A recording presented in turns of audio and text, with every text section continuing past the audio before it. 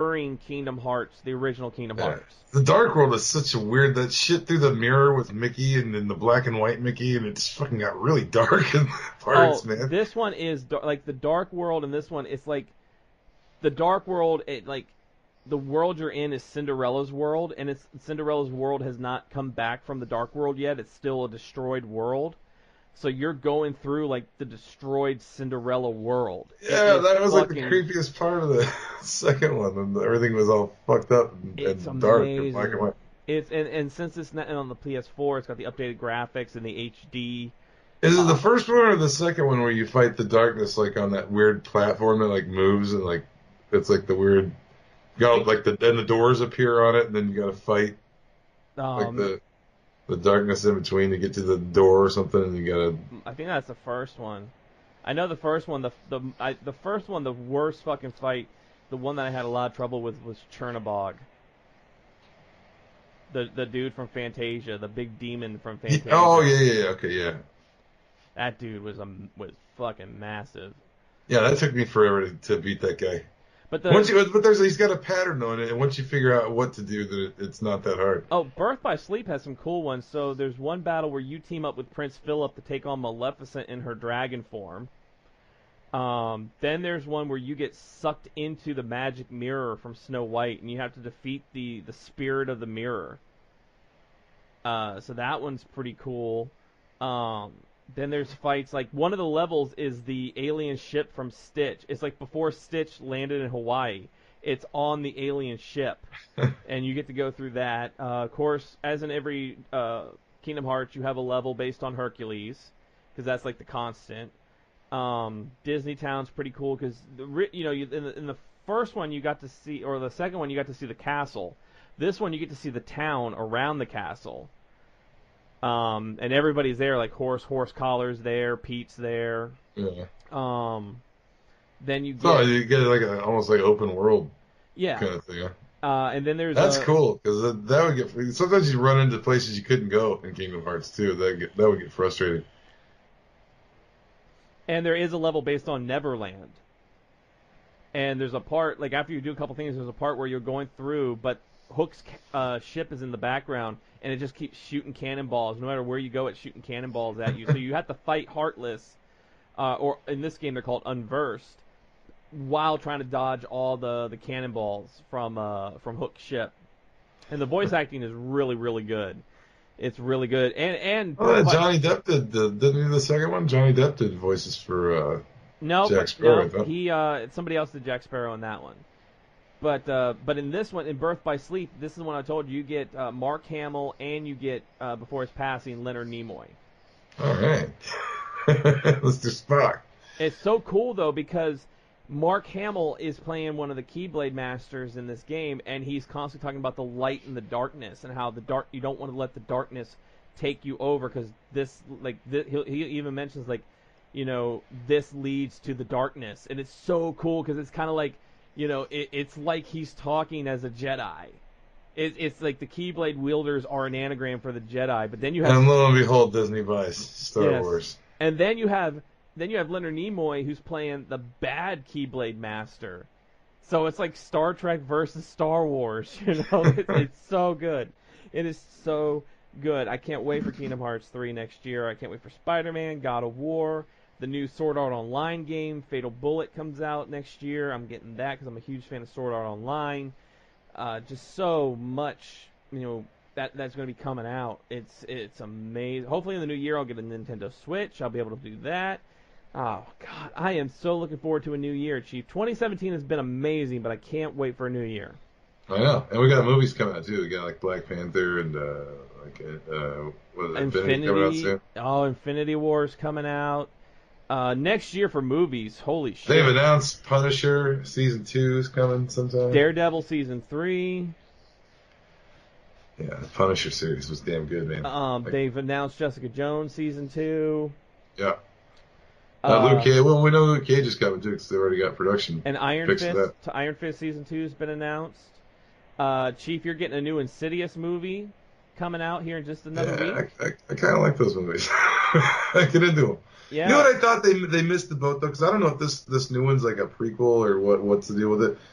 I thought the end of the second one I think is the old lady dies, right? And one of them at the end of the movie, like the little after the main story is over, the little after thing is the two guys go. That's the two paranormal investigators are just by themselves, and they show up at this house, and the old lady is now a ghost that actually travels with them, like a la Slimer Ghostbusters kind of a thing. And I thought that would be an interesting way to continue the Insidious movies. Have these two goofball paranormal investigators with the actual real psychic lady ghost that travels with them and actually does everything. So, all right. So, Insidious 3 was a prequel. Is what it's saying here. So, Insidious 3 was the prequel. Then you had, apparently, from what this is saying, is the newest one, which is called Insidious: The Last Key. It is the fourth installment in the franchise and the second in terms of story of the series in story in canon. So let's see here. Apparently, it's saying that. So you had Insidious, you had Insidious 2, Insidious 3 was a prequel. And then Insidious: The Last Key, and the main character is the old woman. Yeah, so if this is going to take place after the events of the first time around, because if 3 was a prequel, right? So yeah. If this is taking place after the second one, then she's going to be dead, right? She's going to be a ghost throughout the movie. Because that's kind of how they set it up. Like I think it was after the second one, I think they set it up to where she was dead already, but her spirit was still lingering around the two paranormal guys, and they could see her and communicate with her, and she was actually solving all of their cases for them. And they kind of set it up like that, that would have been kind of a cool, interesting way to continue. Hopefully that's what they're going to do with this one, if this one takes place after that. Yeah, so it says, it's Insidious, so Insidious 3, this one takes place right after Insidious 3. So it's before the first one. Okay, before she died. Yeah. So they've still got the opportunity to do that, which I think would be a cool way to do it. Yeah. So you get that Insidious, and that's January 5th, Chief. That's coming next week. Yeah. Killing the old lady off was kind of a bad idea since they plan on doing more of these. Now they got to do everything's got to be a prequel. Yeah. I'm getting the final edition of the Maze Runner series. Maze Runner: The Death Cure is coming out. I love that. I can't believe how many of those movies. I can't believe they're still making those. I can't believe they're that popular. It seems like. Yeah. Do people really go see them? You never hear about them, but you hear about a new one coming out all the time. Well, shoot, we're getting another 50 Shades movie next year.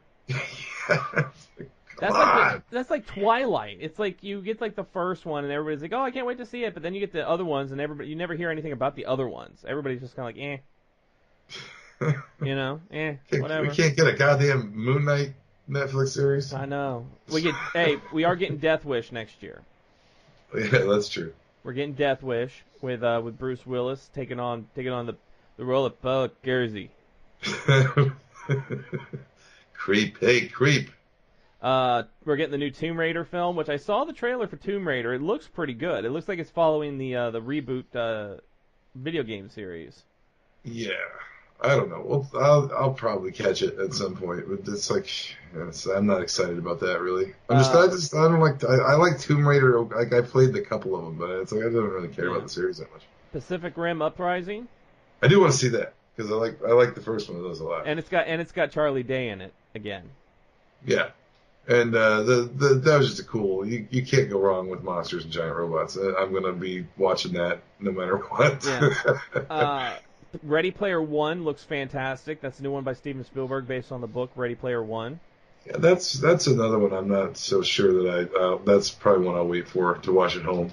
Most movies I watch at home, but I mean, there's a few I will go out and watch. I know you're gonna go see the Wes Anderson movie Isle of Dogs, the one where all the dogs were moved to an island. All the dogs live on an island now, and a human shows up looking for his lost dog, and the dogs have to help him.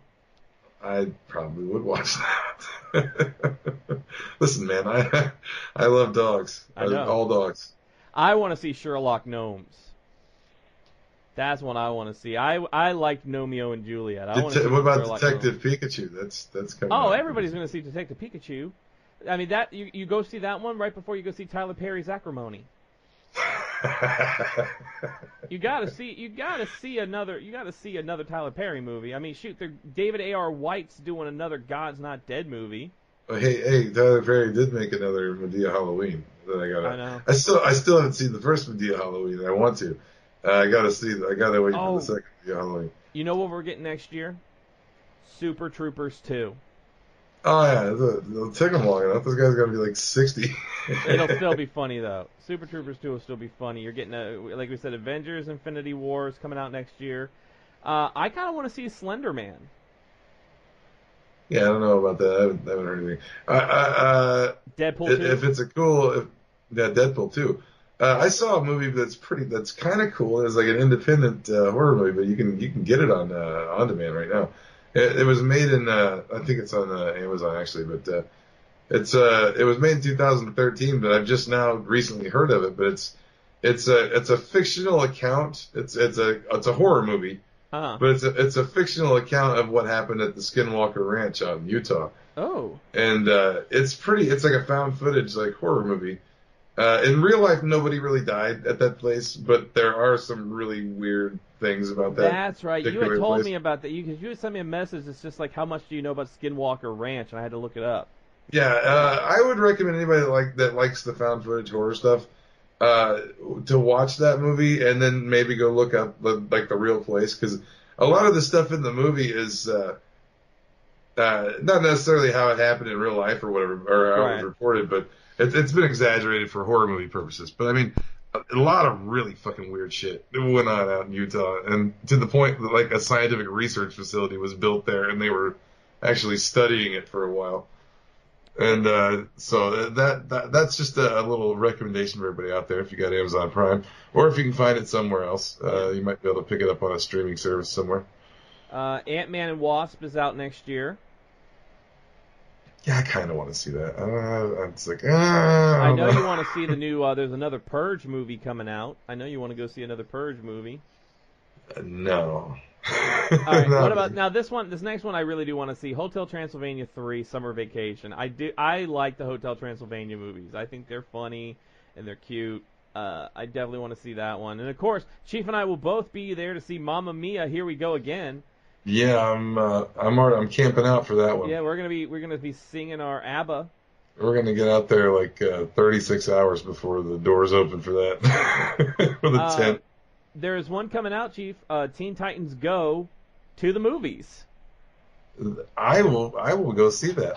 You know what? I don't understand all the hate for that cartoon because I fucking love it. I think it's, you had the first Teen Titans series, which was amazing, but then they kind of really good. it down with Teen Titans Go. I think that's where a lot of people have an issue. Well, a lot of people are still salty over Young Justice getting canceled.